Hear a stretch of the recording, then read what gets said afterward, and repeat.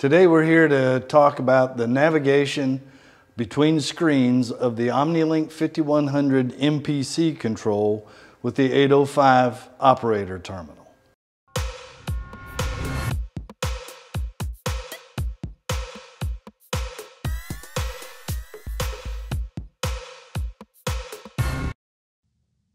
Link Systems 5100 MPC manual press control. We will be providing navigation instructions to assist operators, maintenance, and setup personnel with helpful tips. This is the Link Systems 805 operator terminal. It's utilized with the 5100 MPC press control. I want to point out a few features of the screen. There are boxes outlined in blue. These buttons or switches are used to navigate from one screen to another. The top section, which is a blue field, will cycle through different sections and modes. These different choices show different views, different information, and different language selections. In the upper right-hand corner, you can toggle between language of Spanish and English. This change goes through all screens and each subsection of the control. Note the key selector switch on the 805 terminal. The key selector must be in program in order to make changes to the jobs and also to the pages. Only when you're in program are certain touchscreen buttons available. Conversely, you must be in run mode in order to stroke the machine. Navigating from the main screen. We know this is the main screen because it says at the top of the page, main screen. The main screen or home page shows you all of the subsections available on the control. The main screen displays all of the configured plugins or features. The status of each of these features is also displayed and shown in green, meaning OK, yellow, not ready or bypassed, and red, there's a problem. The sections are press control, die protection, limit switch, tonnage monitor, LinkNet networking, jobs, counters, and motor page, which allows you to start all motors available to be started through the screen. Your screen may vary depending on the features that are configured.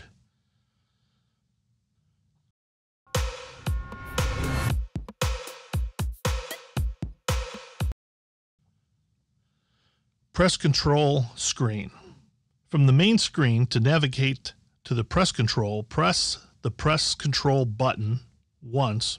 It goes to that page, and the page will be featured in white, displaying that you're on the current page. Information available on the press control screen includes the stop time at top and mid-stroke, as well as the clutch engagement time. This page also features a shortcut to the motor page, which we'll talk about shortly. You also have the settings for the critical angle, which we'll talk about in the configuration and troubleshooting. We also have details under the reason for last stop. These details can help to find out what caused the machine to stop at the last executed stop point. From the press control screen, tap exit and you'll find yourself back at the main screen. The next page we will look at is die protection. So we hit the die protection button. From here, we see information such as channel type, description, and state. You'll notice that the particular channel we are looking at is shown here. From the die protection main screen, we can go into channel settings. This allows us to configure each channel's monitoring capability based on the sensor or probe. From here, choose the channel type. Notice the yellow on-screen indicator prompting you to change the run program key. In order to change the channel type, the run program key must be in program mode. Choose the channel type from not used, static, cyclic, transfer, or in position. Once you select the type of sensor, you will now have additional settings available, such as how you want this to stop, immediately or on top. Additional information like, is this channel bypassed, yes or no, you'll see that here. You also see the delay time setting for sensors, which in this case is 0.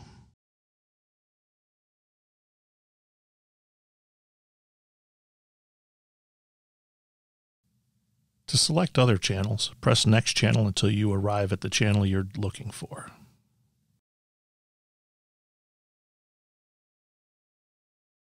Let's take a look now if you select Transfer. Additional logic settings are displayed to allow you to customize this to your needs. Naming the sensor can save time by showing the function of the sensor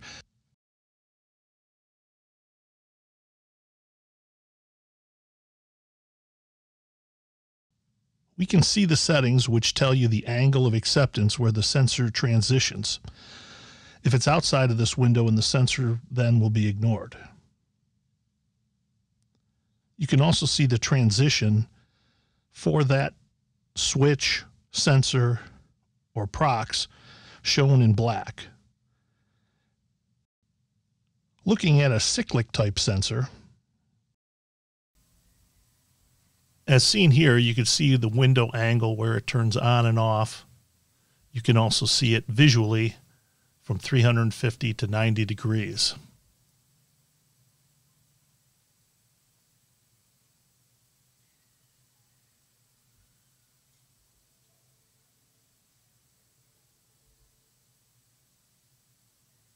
Exit. Exit here, and we're back at our home screen.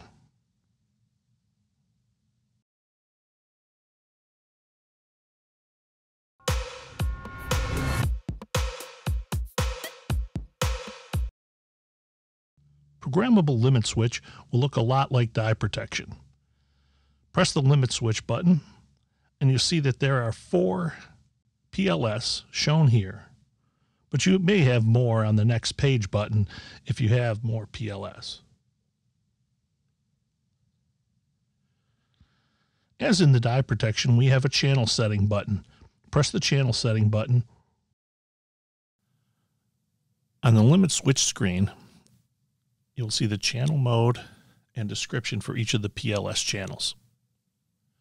This will describe not only what is being done, but how the role will be performed by that channel. Counted outputs allows you to set an action based on the number of changes and trigger the PLS based on those changes. You can also set this to not used if you have no advanced functions. Setting up a PLS, you can choose on at a certain angle and off at another angle.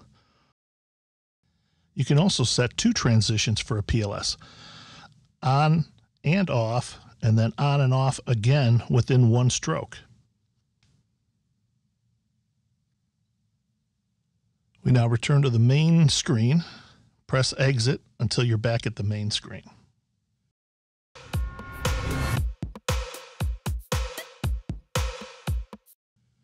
Tonnage Monitor. Press the Tonnage Monitor button on the screen. On the screen, we see the total tonnage plus the tonnage for each channel. Also, we have the capability of viewing our reverse tonnage total, and each channel, we can also see their status. The indicator status tells us exactly what's going on.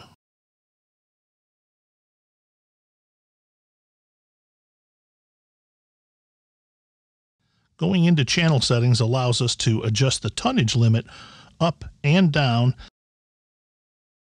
You can see that the channel tonnage is within the configured high and low limits.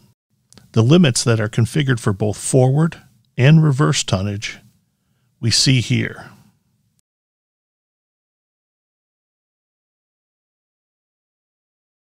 As an example on the screen, the high peak limit is set to 69.7 and the low peak is at 59.6. Our current reversal limit is 21.5. Setting reversal load. Going to more than 10% is against most manufacturers' recommendations. In order to set these limits, there's a simple method when you have a brand new setup and a new tool. Use Auto Setup. To use Auto Setup,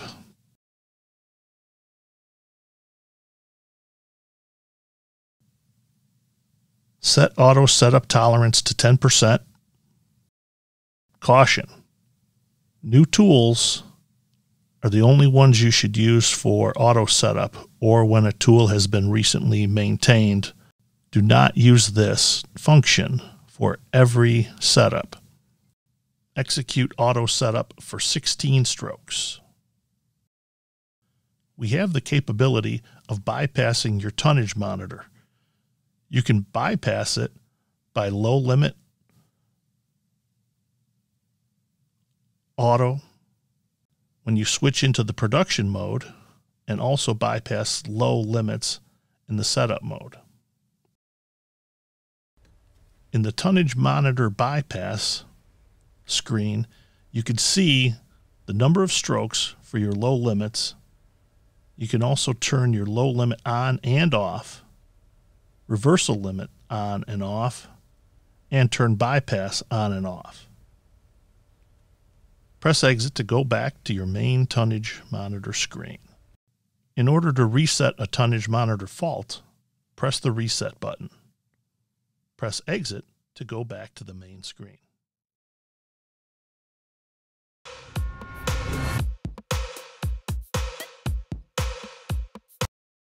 Job storage and recall.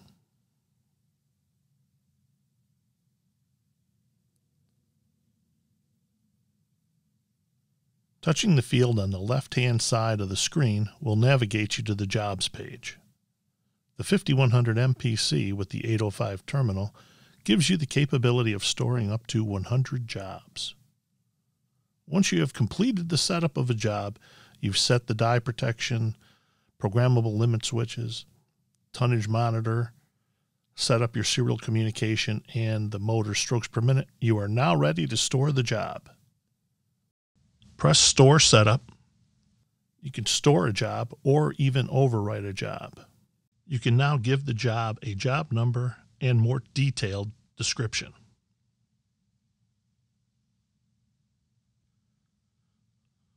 Job recall. When recalling an existing job, you have several options. You can sort your jobs by number, then press Recall Setup, cursor down and highlight the job, then select it. Another option is to just press the Recall Setup and enter the job number. To recall a setup, a yellow warning message with a caution to make sure that you have the correct job and tool selected. Remember, entering the wrong job can be hazardous and costly.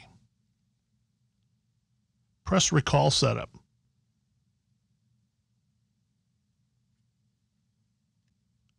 Job correction or overwriting. It may be that you have changed a parameter. Maybe the speed of the job has changed and you increased the strokes per minute. Maybe the feed communication setting has changed and the feed length is no longer correct. Once you've made these changes, you can go back in and store the job again under the same name and overwrite these parameters. It will ask you to confirm this change. Press yes.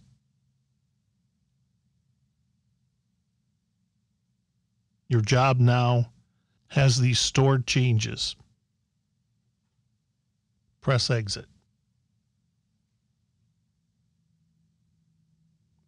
To erase a job, select the job. The highlight job will now be deleted. You can get a confirmation screen and you will need to press yes if you choose to confirm the deletion of this selected job. Once deleted, press back and back again to the main screen.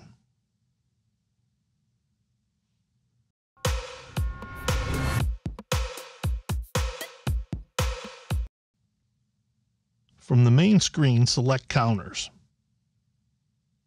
There are several counter choices included in the 5100 MPC. Part, bin, quality, scrap, job hit count, and stroke count. Stroke count is like the odometer on your car. Whether you're running a tool or running a part, it will always keep track of that movement. In each of the counters, you can select the number already completed and the max limit for this style of counter. The counter must be on in order to count. If by accident you have cleared the part counter in order to run, say, a hot job, you can enter back the number previously completed in the first field.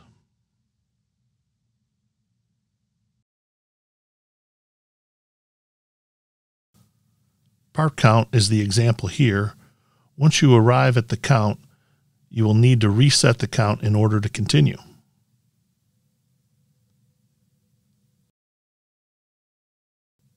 The scrap counter in the example shown here, we have a part counter limit of 500 and an actual part count of 26 with a bin count of 4.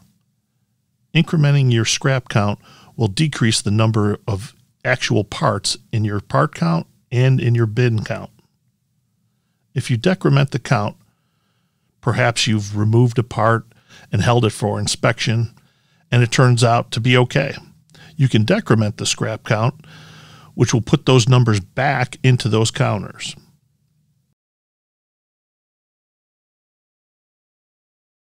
Under counter settings, you can configure if you are counting by machine strokes or sensor counts.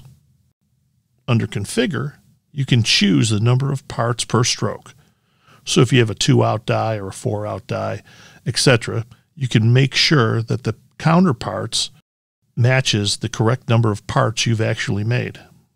Counter frequency is in case it takes multiple strokes in order to create one part. If it takes 2 strokes to create one part, you set the frequency to 2. Minimum must be 1. Press exit. Press exit.